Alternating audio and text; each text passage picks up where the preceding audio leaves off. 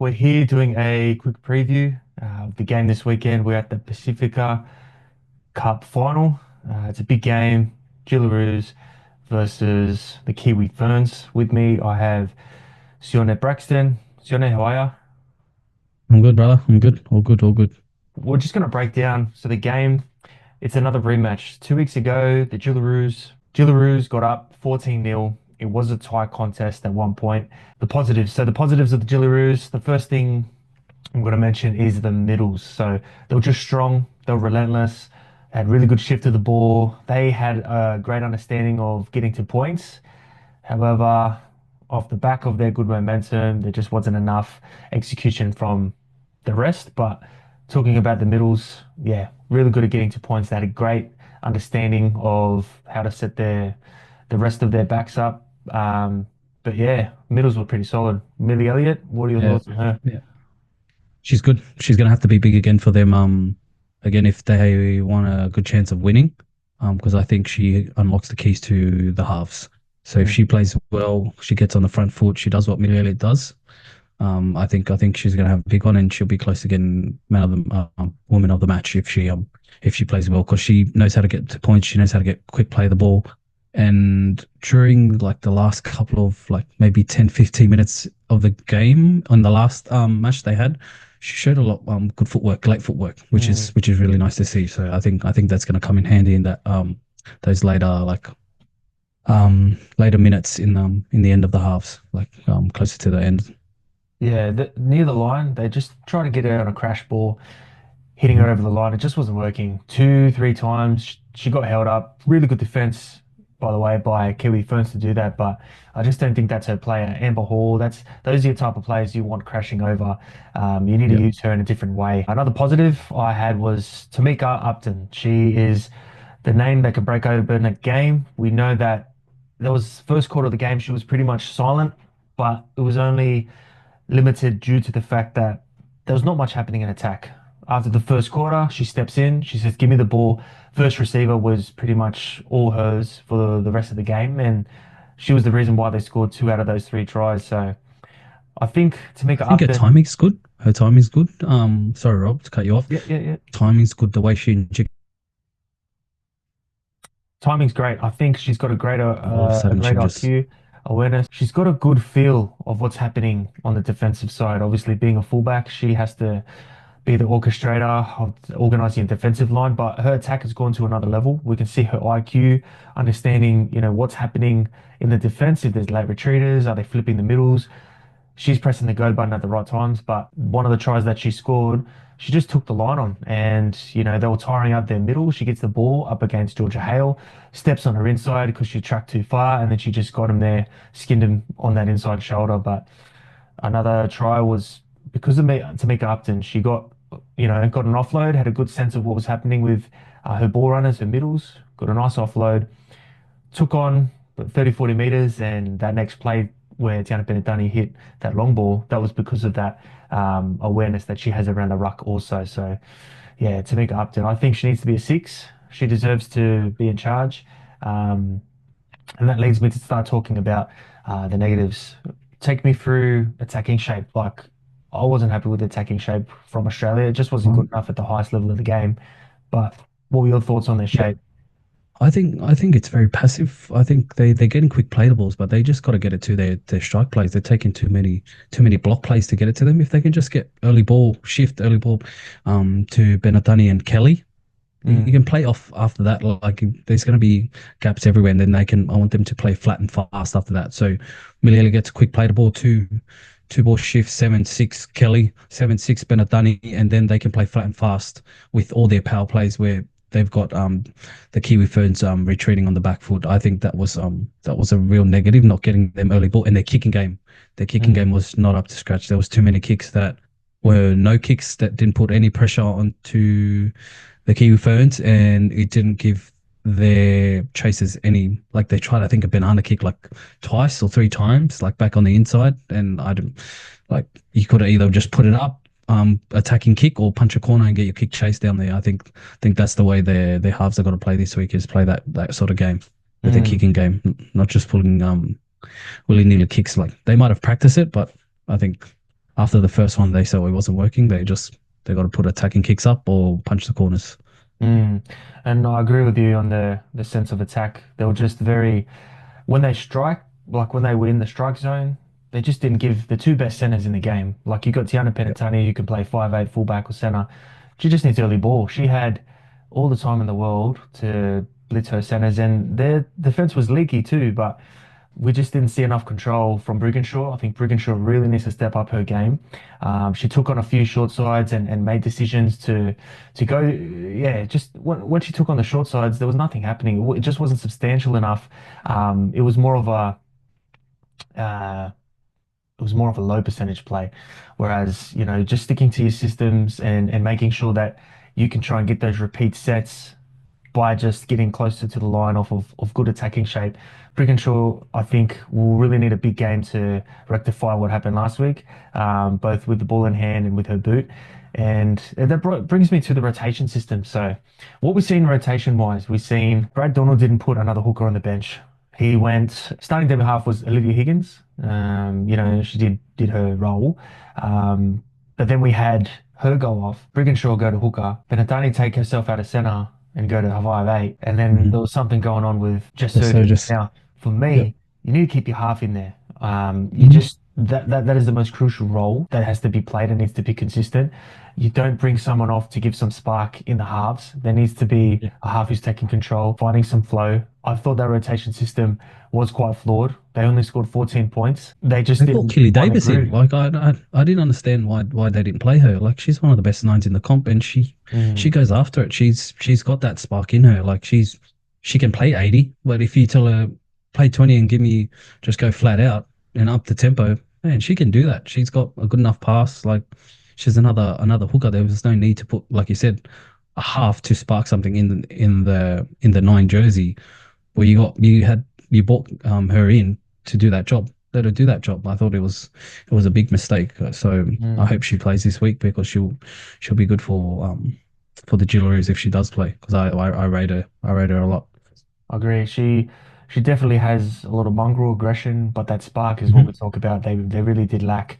And to be fair, Brigginshaw did look better, more Hmm. suitable at nine. But we're talking about a leaky defense. When she took him on and put Tiana Penatani through a hole, Penatani did the rest of the work. But just that awareness and her having some eyes up at dummy half, it was a bit more suitable rather than constructing everyone outside of her. I think that was a clear sign that maybe, yeah, we've got to get either Southwell there in the halves or we either got again Benatani there or just get Upton there. Put Upton there as the constant first receiver from the Yeah, get-go yeah. so they don't waste any of those opportunities now. Going to the Ferns, so I'll start off with their middles. I think Teka Katoa and Millie Elliott, probably the biggest matchup out of all the props in the game. Two relentless forwards. They just get the job done. They keep going. They grit, they grind. And Teka just has a really good ability to not only just break tackles, but she can get quick play the balls and go again and go again. She's just going to keep coming at you. Millie Elliott, yeah, I think she's the best middle in the game. And then Teka would have to be a close second. Shannon Martel there amongst yeah, the discussions as well. But they worked well in terms of their middle attacking unit. Probably a bit too much spread of the ball by Hale. I think she got stuck at one time. The attack was a bit clunky, but their go forward was great. What's your thoughts on Biddle? I think she's found her home at back row. I think she needs to be playing back row, and I think she's earned her spot to stay there. Like in the back row, she doesn't need to go out to center. She's fine in the back row. If they need her to, like and injuries happen, that's all good. But to take her a bit wider, where she might not see the ball as much and she's not in the game as much, is like just. I guess devaluing her, if that makes sense. Like you're taking away where she's if you move her wider, she doesn't get to see the ball more. She's aggressive on defense and she goes after it. Where if she's out in the center, she's got to count her extra numbers, got to wait here, got to decide to jam. Where if she's playing back row, she can just go after it. Yeah, she's very well known for tough carries. As a center, she can take anywhere between 15 to 20 carries a game. Most of them are the hit ups or scoots, and Mhm. being on the edge, one on one with the opposing half, for her, how ferocious she runs her line, how hard she runs that ball, I think with her strength and power, they really didn't get the ball out to her enough to get her one on one with Aiken. I think Biddle's biggest area that stood out for me was her effort on effort in defense. Now, she had saved a few tries. She would get up, she'd push everyone out, so she'd be double defending, push them out, push it, and her job was never finished until the tackle was over. Now, that's a really good sign for me, someone as a middle or an edge player that's able to just have that effort on effort in defense. You're super reliable. If you watch the games, like she doesn't, she's very proactive to where a lot of girls are reactive, like where they'll Mm, watch and they'll be like, "Oh, I missed the jump," where she's just keep tracking. Oh, they might need me here, like, but if I just go, then I don't have to exert that extra energy. Where she just keeps tracking. Oh, do I need to be there? Do I need to be there? No, she's yeah. like, just keep going. You might need to be there, and if you're there, you're there. So I think that's a big thing. What do you reckon? Like, sorry, like, what do you reckon her best part of her game is? Because to me, she's a great runner, but she's a great defender. Like, does that make sense? Like, I don't know which part of her game is better. Like, they're both like up there. Like, does that make sense? Like, there's no hole in her game where I can punch and say like, oh, like some back rowers, oh, they're good attacking, but they can't read defense. Where there's some that are good at defense but can't attack as good. Does that make sense? Yeah, I The think question I'm asking. no, for sure. Both sides of the ball, sorry. She's all about effort, and you can guarantee that whatever scenario she's given, whether it's a tough carry, one-on-one, with the ball, or in defense, she's always going to give you that effort. But why it stood out for me in defense, and I think defense would have to be her upper hand, in terms of her skill there, was only because it came down to being there just in case, like you said, the great players are there just in case the rest of them need you. So if you're just doing your job, that's fine. But if you're doing your job plus more, just in case your outside defenders happen to miss a tackle or if they come back on the inside or any other reason, that's why she, I feel, is was really, really good defensively. She had a few errors, I think one or two, with the ball. So I think she really needs to fix that up and get her timing right and just make sure she catches early. But I think they just need to get her on the overs line because Tiana Penitani shoots out. She bounces out on the overs, one on one with Aiken. She's over. Like there's no stopping her with her leg speed. We look at her defense. I think it was one of the best defensive performances on an edge that you could have seen at that level. You look at her body language, her shape, how she's presenting, her talk. Every box is ticked, and I think if she brings that again, Australia are going to have a lot of pressure put on them. Now, when we talk about defense, let's look at there were three tries scored. The defense. What's your thoughts on the defense? I think there's no connection or someone's like just not communicating enough to release the inside. So they're either not releasing from the inside quick enough or they're just holding in like their check and release is too slow where they're not moving laterally enough, quick enough, if that makes sense, Rob. Like where they'll check release by the time they've released either the fullback's already on that second outside person. Mm, Like, so if they check and release, say on the lead, and then the back door comes, they check and release, and say it's Tamika Upton running the back door, she's already outside the center. mm. You can't check and release. You just get catch and pass straight to her center, straight to the winger. That was one of the things I saw. Yeah, I agree. It was just leaky. They just let a few too many missed tackles that were just based on lateral movement. So we got Amber Hall, Melihufanga, great in attack, but defensively they got caught out a few times. I think they're going to be up for a really big defensive performance against their opposing edge. If they really want to keep their clamps down on that edge, I think they're just going to have to get up hard and just rush them. So that inside But pressure needed by their middles is just going to really help them if they just get up hard, cut them off. Because I feel what we've seen on that edge, I think it was Brigginshaw on that right edge, if they could put pressure on her early and just really work hard and front load, putting that pressure on early in the game, it's going to leave them strung for options because Australia were very much, all right, let's just run a slider play or the razor play. They ran it two or three times and it just became predictable. But if they put extra pressure on, they're going to have to revert to that just running an X or getting him back under. But yeah, I think them two players in particular on that edge, they just really need to work on just shooting. I think shooting's going to be the one for them. There's no real long ball that was thrown last game. So that could be the one to shut them off. But just the attack, I mentioned before with the Kiwis, it was a bit clunky. I I feel that their go forward is their power game. They just need to really focus on, yes, you can get to points and tip the ball at the same time, but we just need to get the ball rolling and then go. So, we spoke about it before. playing a lot from the middle. Their attack, I think they're going to benefit on a keep go shape. So if they just work on rolling up the field and they just keep going to one edge and they just get that quick play the ball, we see Tyler King, Gal Broughton, bang, just take them on and try and use their edges because they've got Yep. pretty decent edges. And if they can catch the Australian middles just a little bit off with a quick play the ball here or there, I think they're going to be able to get the jump on them because we've got Yep. two centers for Jillaroos that really like to shoot and jam. And I think some of the best playmakers in the playmaking skills in Broaden, she will expose that. And I Yep. think if they are really are they just able to focus on, yeah, stop getting to Hale to make that decision at a first Mm. receiver every single time. Focus more a bit more roll-ons and just on the keep go Yep. side, which just means the side that they're continuing to go on the open edge, and then Yep. just playing on that once they get to a far post or towards a tram, just playing that short side and trying to get the jump on Australia because it's always that next play. If they can get them Yep. in Correct. a poor defensive position, I think if they jam or they get there's something wrong on the centers, I think that's where they need to go. Um, Yep. but yeah, they need to I get their think. best players the ball. Biddle needs the ball Yep. more. Get a one-on-one. They got to play And long yeah, shift, I think, Rob. I think mm, if they play from, say, they play from outside, just outside left post, I think Biddle's the right back rower.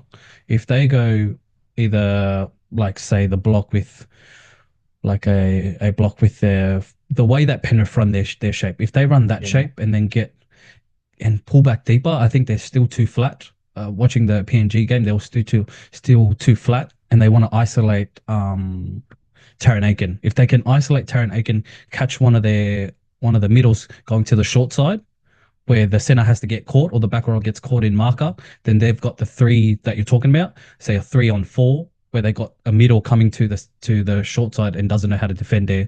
That's when you can play with your flat and fast with your halves. That's what I think they got to do. They got to play long, then play the keep go and play deeper because they jammed up Biddle a couple of times there trying to hit a short off playing from the middle and they're stacked around Taran Aiken because they know they're trying to isolate her.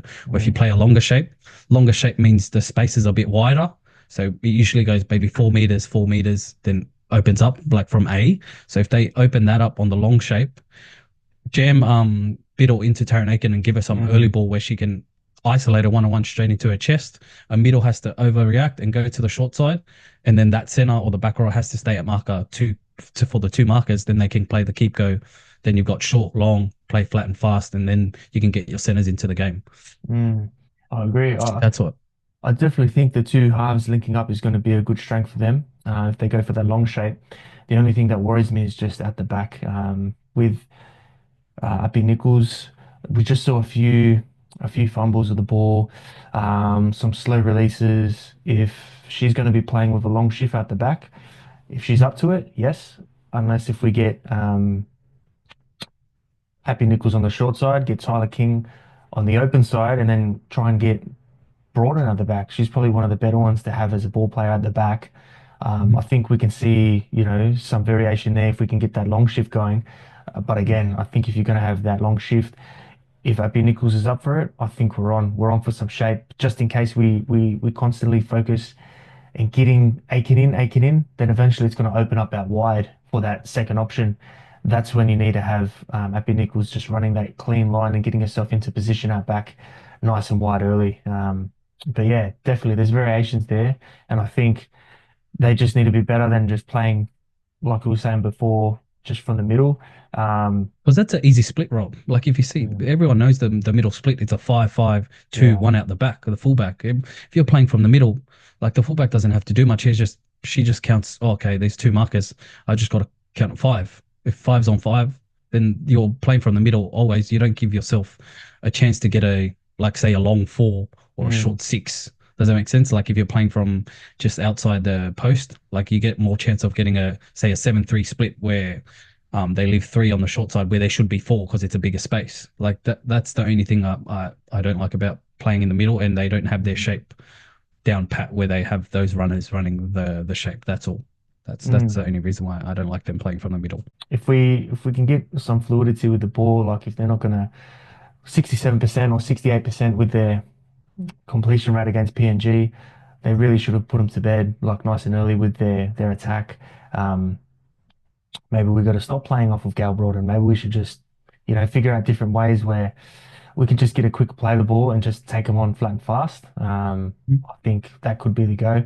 But again, we'll see what happens because we've got the final game on Sunday. This is going to be one of the biggest matchups. I think if New Zealand bring their A game, if their execution is clean, I think this is going to be, it could be an upset. Some interesting movements potentially from the Australian lineup.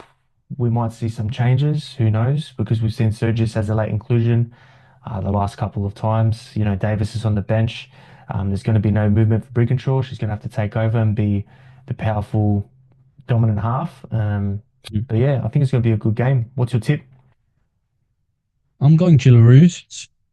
I think it's going to be maybe 20-6. I think Taranakin's going to have a big game. I think she'll be a bit pissed from the last game. Mm, And I think the inclusion of Keely Davis is going to be massive, catching mm, those forwards late in the halves. Um, yeah, and that's where I'm going with that. I think Taranaki is going to have a big game, and I think Kelly Davis is a big inclusion for me. Having that extra nine, extra hooker out on the bench, where they don't have to worry about popping and changing their 6 and 7 and getting Benadani there. Benadani can just worry about playing center, get her some strike ball, Kelly some strike ball, and I think it's not going to be a pushover. It'll probably just happen late, but I think it's going to be 20, maybe 20-6 to Jillaroos. mm. I'm going to How go, about I'll you? go a similar score. I'll go, yeah, I agree with you on those fronts. I think Keely Davis off the bench will be too strong. I'll go 18-16.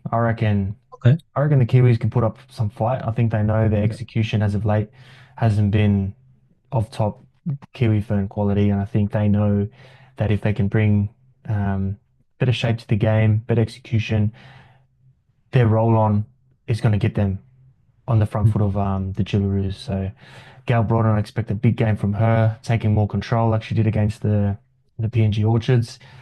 It's a toss up for me, but that's just the way I feel.